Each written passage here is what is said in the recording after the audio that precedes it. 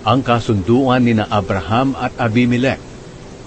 Nang panahong iyon, pumunta si Abimelech kay Abraham kasama ang commander ng mga sundalo niya na si Phicol.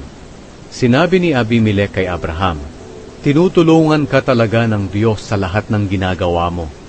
Kaya mangako ka rito sa pangalan ng Diyos na hindi mo ako pagtataksilan, pati na ang aking mga lahi.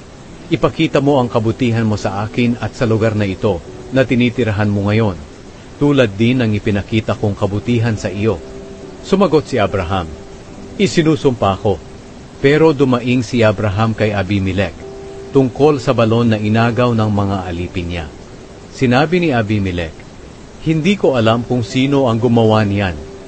Hindi mo naman ako sinabihan, at ngayon ko lang nalaman iyon."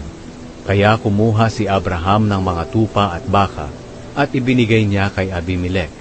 Pagkatapos, gumawa silang dalawa ng kasunduan. Kumuha rin si Abraham ng 7 babaeng tupa at ibinukod ito. Nagtanong si Abimelech, "Para kanino ang 7 babaeng tupa na ibinukod mo?"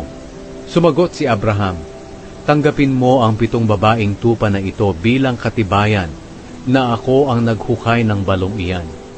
Dahil sa sumpaan nila, ang lugar na iyon ay tinawag na Beersheba.